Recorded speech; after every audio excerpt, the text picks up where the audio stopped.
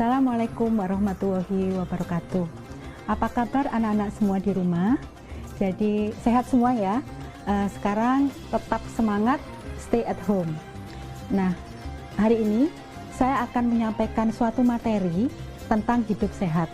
Nah, saya berharap tentu materi ini akan sangat bermanfaat pada keadaan seperti saat ini, dalam keadaan Ramadan dan dalam keadaan pandemi akibat coronavirus 19.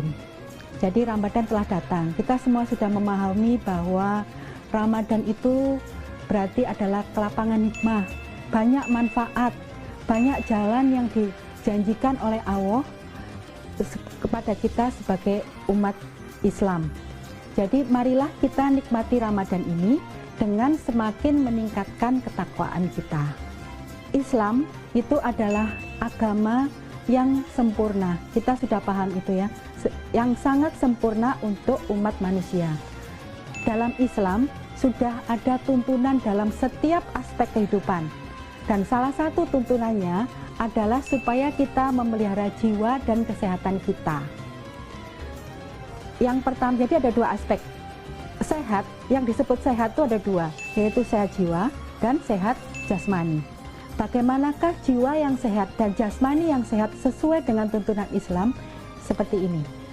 Untuk mempunyai jiwa yang sehat, itu yang pertama adalah yang harus kita lakukan adalah mendekatkan diri kepada Allah. Karena dengan mendekatkan diri kepada Allah, kita akan terasa nikmat. Terasa kita lebih banyak bersyukur atas anugerah yang telah dikaruniakan kepada kita. Dan itu akan menyebabkan jiwa kita tenang. Jiwa yang tenang akan menimbulkan jiwa yang sehat. Kemudian yang paling penting sebetulnya adalah kita harus berprasangka baik kepada Allah. Berprasangka baik itu adalah kebutuhan jiwa. Dan kita harus percaya bahwa apabila kita berprasangka baik, maka Allah akan memberikan balasan sesuai dengan prasangka kita. Tentu anak-anak semua tahu bahwa ada suatu hadis yang diriwayatkan oleh Bukhari dan Muslim yang menyebutkan bahwa prasangka baik itu, kita harus berprasangka baik. Apa yang kita lakukan, apa yang kita lakukan, apa yang kita kerjakan, apa yang kita inginkan akan dijawab yang baik-baik oleh Allah. Dan yang kedua adalah kita harus menjaga kesehatan jasmani. Saya kira gitu dulu ya. Jadi kita break dulu, kita istirahat dulu. Kemudian pada berikutnya kita akan membahas lebih jauh tentang apa itu kesehatan jasmani. Ya, kita kembali lagi setelah istirahat sejenak. Saya akan kembali melanjutkan keterangan saya, materi saya berikut mengenai kesehatan jasmani. Jadi kita sekarang ada dalam suasana bulan puasa, bulan Ramadan. Tapi beberapa bulan sebelum Ramadan tahun ini, kita atau dunia dilanda oleh keadaan pandemi yang disebabkan oleh coronavirus, atau yang kita kenal dengan COVID-19. Apa sih COVID-19 itu? COVID-19 itu adalah Coronavirus Disease 19. Kenapa? Karena ditemukan pada tahun 2019. Nah, di sini yang mau saya tekankan adalah jangan menganggap bahwa COVID-19 ini adalah azab atau siksa Allah terhadap kita.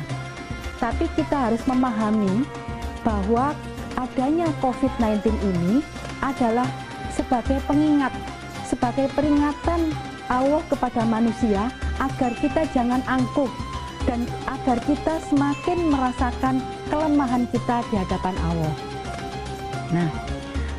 Nah, apa yang harus kita lakukan untuk menjaga kesehatan di tengah wabah atau pandemi seperti ini? Yang pertama yang harus anak-anak lakukan adalah satu, berita. Kita harus bisa memisahkan apakah berita itu bohong atau hoax dan benar. Tahu kan dalam keadaan seperti ini, dalam suasana seperti ini, berita-berita itu bisa ada di mana-mana. Kalian semua sangat familiar dengan media sosial. Jadi yang saya tekankan adalah bijak-bijaklah bermedsos, melakukan media sosial. Jangan asal share berita. Sekarang berita itu kan beredar, bisa di grup-grup WA, di grup Line, di Instagram, atau mungkin di Facebook kalau ada yang masih pakai Facebook ya. Saya nggak yakin kalian seumur kalian masih pakai Facebook apa enggak ya. Nah, kita pisahkan berita itu bohong atau benar. Jadi kita jangan asal share, kita pikirkan dulu. Nah, berita yang benar itu apa? Berita benar itu adalah yang resmi dikeluarkan oleh pemerintah, yang resmi dikeluarkan oleh ahli-ahli dalam bidang kesehatan, yang dalam ini adalah para dokter, dan kita harus mengikuti teladan yang disampaikan oleh Rasulullah.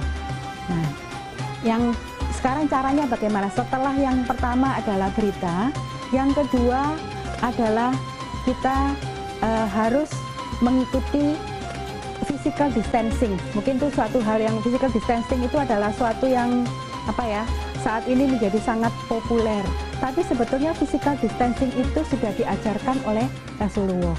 Mungkin kalian pernah membaca gitu ya, bahwa dulu ada suatu hadis yang menyebutkan bahwa kalau ada suatu wabah di dalam suatu negara atau dalam wilayah, maka jangan pergi atau datang ke wilayah itu. Dan apabila kalian ada di wilayah yang kena wabah, jangan keluar atau jangan meninggalkan daerah itu. Nah, itu adalah yang harus kalian pahami saat ini. Physical distancing itu tujuannya. Kenapa sih kalau orang nggak boleh mudik? Itu harus kalian pahami. Kenapa sih harus ada lockdown? Itu karena virus corona ini memang menular antar manusia. Caranya ya kita harus physical distancing, melakukan jarak dengan manusia, jangan berkerumun, jangan ngafe-ngafe, pergi ke kafe, nongkrong ya. Dan physical distancing itu juga harus bisa dilakukan secara keseluruhan. Jadi jangan hanya menjaga jarak, tapi kan kita pasti paham bahwa melakukan physical distancing atau lockdown itu maka akan berakibat ada masyarakat yang terdampak.